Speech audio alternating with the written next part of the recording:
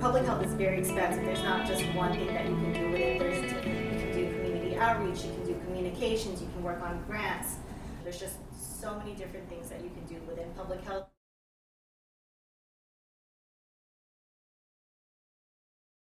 Hi everyone, welcome to the latest episode of The Current, Touro University, California's alumni podcast.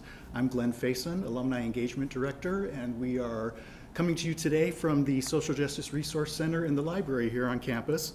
Joining us today is Ashley Cumpas. She's a 2016 graduate of the Independent Masters in Public Health program in the College of Education and Health Sciences and works for Solano County Public Health.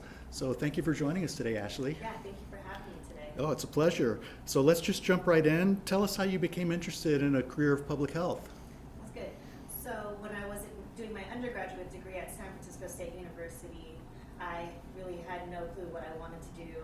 I ended up taking a class on social justice, burning issues, and they talked a lot about the social determinants of health and how those factors like your health, your wellness, your socioeconomic status, where you were born, where the zip code you live in, all those factors, how that really plays a role in your health outcomes. And I just thought it was really so straightforward and made so much sense, and I just thought, like, wow, I feel like other people should really understand and know this, and so that kind of just led me to look more into public health and see what it was about, and I really found the interest in the preventative approach, how we work to address issues upstream as opposed to a lot of our society is focused on science. So, and public health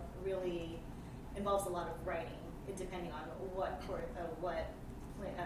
area you plan to go into. So, my area, I'm really good at writing, so it also fit really well with my skill set. Well, great. So what led you to seek your master's in public health? Was it right out of undergrad? I took a year in between graduating from my undergrad. I was working with a nonprofit, and I had a mentor there that really encouraged me to pursue my degree. And it was also one of the last promises I made to my mom before she had passed away. Oh. So that was like a really driving factor into me seeking furthering my education. And I knew it really would benefit me in the end if I wanted to move up in the public health field and really make a difference. I knew that getting a master's degree would really help cement my career path. Great. So why did you choose Touro University, California to get that master's degree? So I was born in San Francisco but raised in Vallejo my entire okay. life. I've only moved away for 4 years when I was an undergrad, but have been here ever since. I plan to stay within Vallejo for the foreseeable future. I would love to raise my kids here, and so because Touro was in Vallejo, it's just the convenience of it being so close by, and the price point of it was very affordable compared to some other options that I was looking into.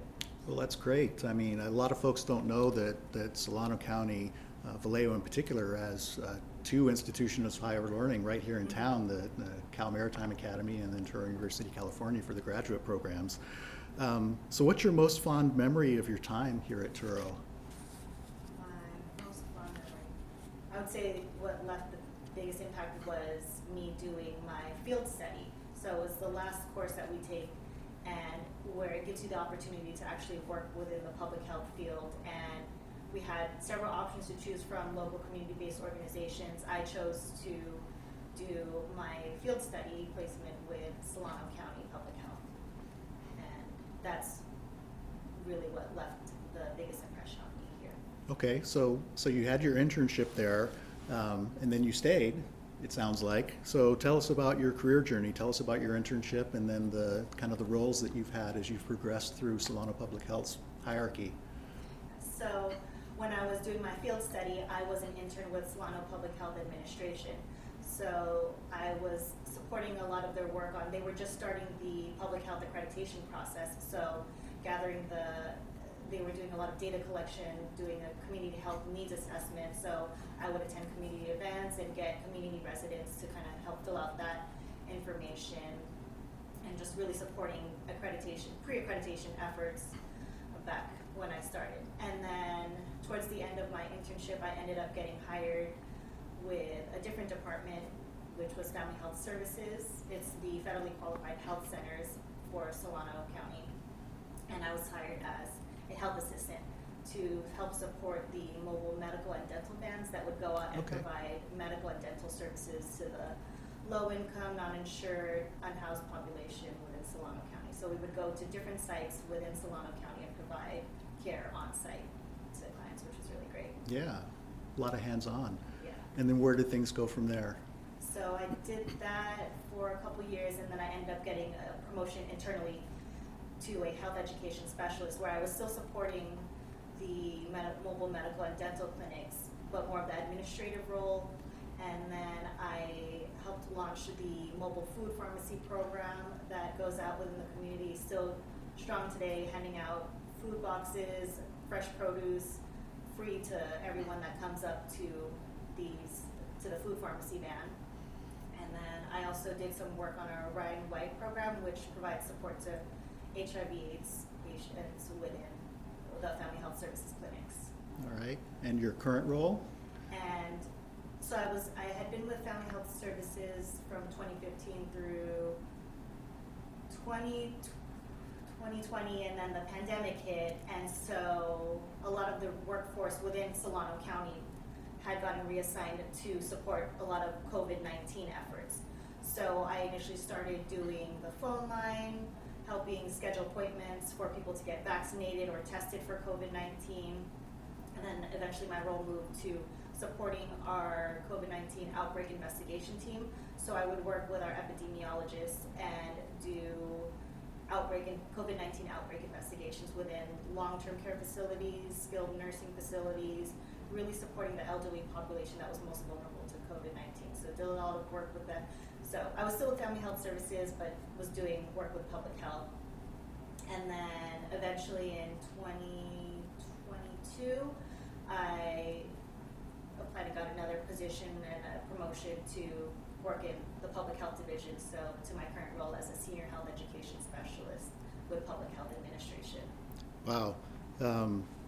So let's talk a little bit more about COVID-19. That was just insane. I mean, it was devastating for a lot of folks, a lot of families. People in healthcare were just slammed all across the country, around the world, and it was the same here in Solano County. I was, some of you may know, I was in journalism beforehand. I worked in community news here in Solano County, so we spent a lot of time covering what was going on, and a lot of what was going on involved both Solano County Public Health, obviously, and Touro University, California, through its mobile vaccination clinics and things like that. It was just a rolling nightmare. It must have been for you guys. So tell us a little bit about how you guys weathered that storm. Personally, I struggled through it. I know a lot of my colleagues definitely struggled through it. A lot of our workforce was burnt out, working extra hours, trying to do case investigation, contact tracing, and all the people that were affected by COVID-19, having to do outbreak investigations in for the long-term care facilities, skilled nursing facilities, facilities that take care of the elderly population. It did take a big toll. It's a lot to hear from those that you're interacting with when you're doing the case investigation, having to hear some of their struggles, some of the isolation that they were feeling.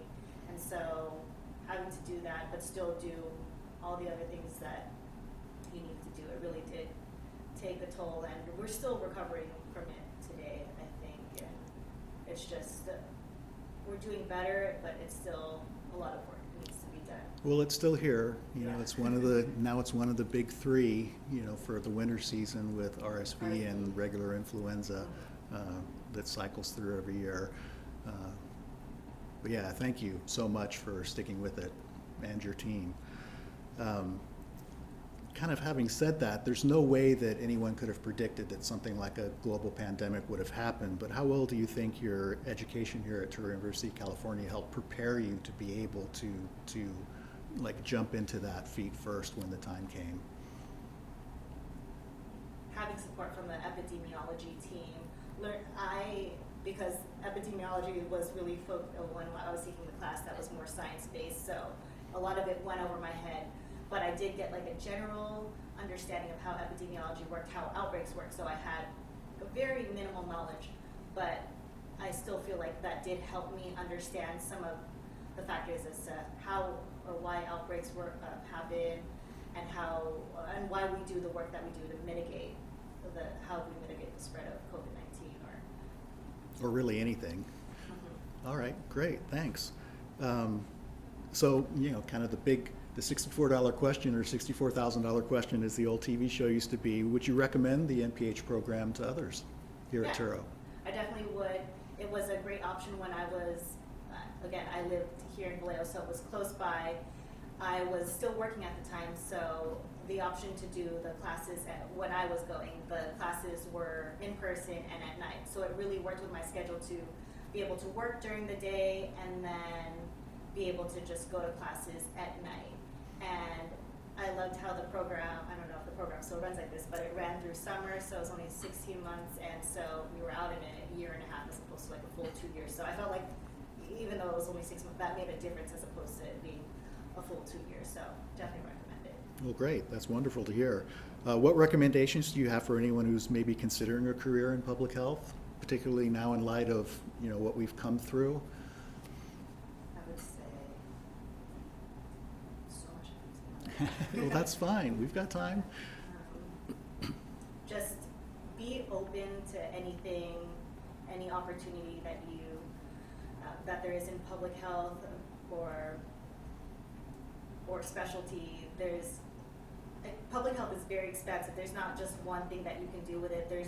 You can do community outreach, you can do communications, you can work on grants, program implementation. There's just so many different things that you can do within public health, where if you can start off with a passion in one area. Like my passion when I started was community-based outreach. So I loved being able to work with the community and seeing firsthand how your programs get to affect them. And then, whereas now I'm more towards a different area where I didn't think that I would be interested in. I work a lot on communications, and my background in writing and my skill set in writing has really helped me with that. So just being really open and knowing that there's opportunity for growth within public health if you want to move away from an area to a different area. Just being open to change and being patient. There's also a research component as well, isn't there? Oh, yes. And yes, if you're into research, personally, I'm not great at research, but I can do research. It's just right. But it's just one of the many things. I know it's like a lot of the programs that we offer here. There are many different paths that people can follow Yes. and still find that passion and go with it. And it sounds like in public health, there's an opportunity to really test the waters in multiple different ways. Yeah, so many different opportunities, and you don't have to be glued to just one thing. You can, and I would say just give it a try. You may think you may not like it. I hated talking, but a lot of what I have to do in my current role is talking and collaborating with others. So just really being open to any opportunities presented to you. Great. So now we're kind of going to look at it with the vision of hindsight. What hurdles have you discovered along the way that if you'd kind of known that something like that was coming, it would have helped you prepare? Hurdles. A lot of hurdles. I feel like it's been a very long time to get to where I'm at, like happy in my career, feeling like I'm really making a lasting impact, and feeling like I have a handle on what I'm doing, but still able to learn. I would say that big hurdles are being okay with doing things that you're not, that you don't think that you're too good to do something. Kind of humble yourself. Know that rejection is okay. Rejection is part of the process, and just because you don't get it doesn't mean that. I always feel like if there's a reason that you're told no, like something better will come along down the way. Before I got in this position, I had been trying for a while to get a promotion internally, and at one point, I had gotten 6 no's in a span of a couple months. Wow. And it was just really frustrating thinking, why can't I get this promotion? I have the background, I have the education needed, but it's just my skill set might not have been the best fit for that. So it's just really being okay and accepting, being told no is okay. It's very uncomfortable, it's kind of disheartening. You feel rejection isn't fun, but it's honestly a big part of the process, because I know had I gotten those promotions, I wouldn't have gotten to meet the people that I have along the way. I wouldn't have done the COVID work that really, I feel like, strengthened my background and skill set. So just knowing that it's okay to be told no and not get the job, or being in a position where you're overqualified, but you're still getting an experience out of it. You're still learning things along the way, you're meeting people, and as long as you have it in you to continue pushing forward, and if you know you want it, I just feel like you should keep going for it. Yeah, I mean, that's great advice for anything. I know in the private sector it's the same way, and I'm sure it's the same way in the public sector. It's good to put yourself out there, because you never know what opportunity is going to present itself and when, and whether you're going to be the right fit for it if you don't even try, Yeah. right?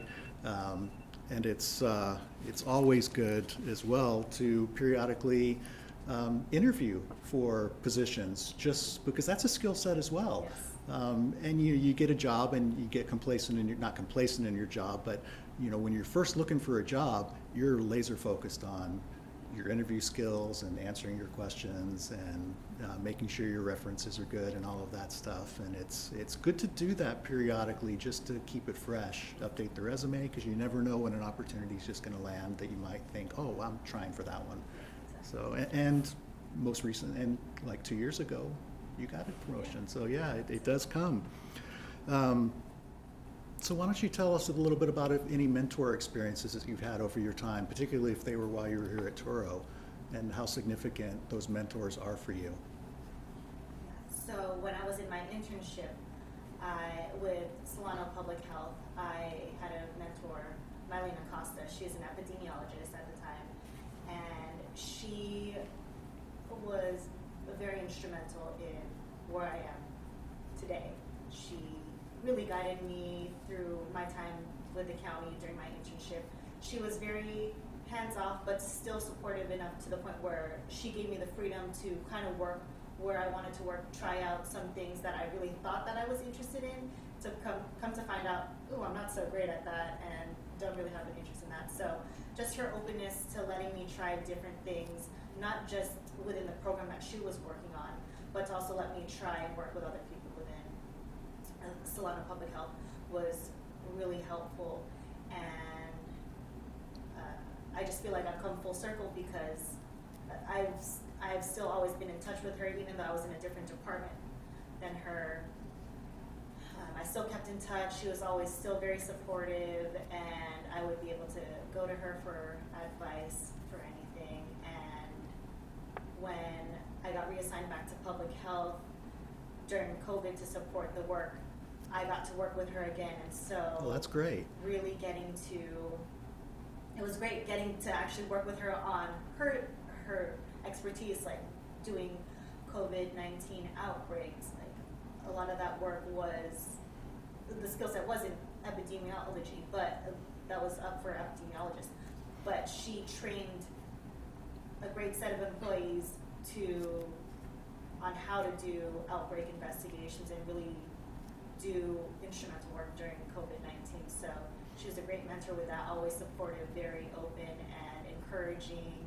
She would listen whenever we needed support. We'd let her know, like, if we were overwhelmed with things, she would take that and listen and really try to work with us to address those issues. So it's been great that I was able to make that mentorship connection with Mylene when I started. And yeah, then when I ended up getting my promotion, she was still working with public health administration. So great. I've been able to work with her, and it's just, I think it's just been great, and I'm glad I was able to make that connection with her during my internship through Touro University.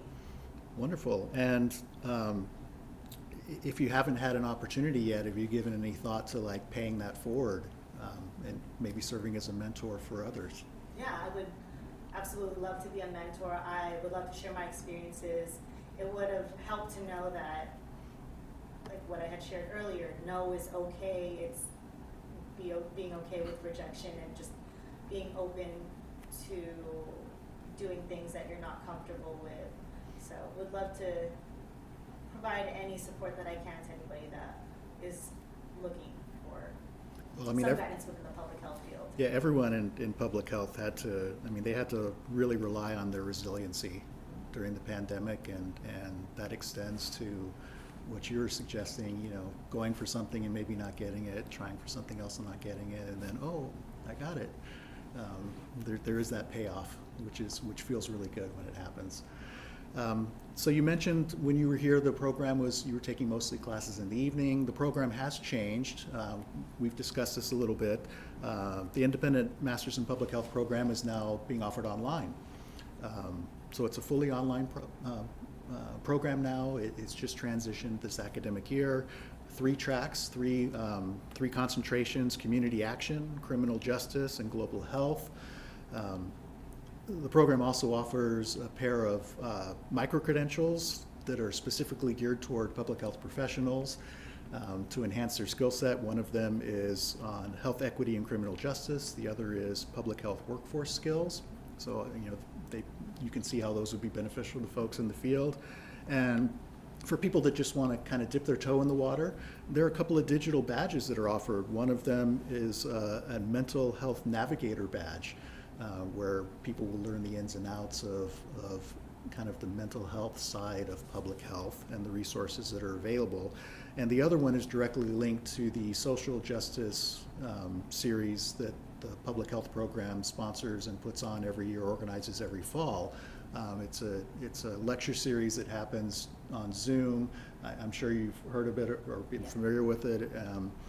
And those who take part in that receive an experiential badge for going through that program. So what are your thoughts about the changes that have happened with the program? A lot's happened since you were here, including the pandemic, and a lot of the bugs were worked out of how do we do things online because we can't do things in person for 2 years or whatever it was. And particularly in terms of what it might mean for flexibility for professionals who want to either get a master's or get a micro-credential or something like that. I think the changes are great. I think it was very much needed. Personally, I did like my experience that classes were in person and that I was able to go physically in person because I'm more of a tactile learner. I like to listen that way, and I tend to get distracted virtually. So I'm still a person that prefers in person, but I know with the pandemic and people having to work from home or remote, like having that flexibility of having to transition to completely online learning, I know that was very difficult for some people, but for the most part, I think it's benefited a lot of people. I think that more people are given the opportunity to, again, be flexible. They're able to still work, whereas having it could be an inconvenience to have to come in person, especially if you're from far away. Like, again, I was locally here in Vallejo, so it was only like a 15-minute drive when I was coming in person. But I had but a 2-hour commute might be the break point. Exactly. I had some classmates that were commuting.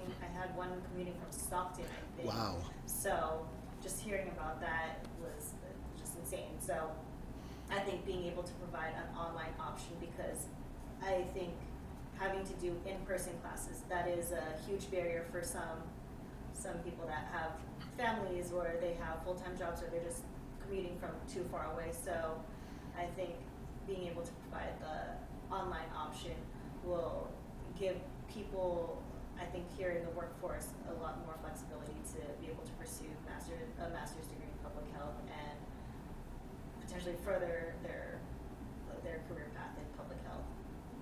Oh, wonderful. I'm glad you feel that way. I know there a lot of thought went into the transition and the benefits that would be derived for kind of a larger audience of folks who might want to follow that path educationally. And, definitely the expansion of some of the programs that you've offered. I believe there were only 2 tracks when I was here. It was community health and global health, and I went the community health route. And now there's the criminal justice, right? Yeah, so those changes have been great, and also the micro-credentialing program. I think that program's great because they offered it to public health employees to be able to do the micro-credentialing program through work. So that's also really benefited Solano Public Health's workforce.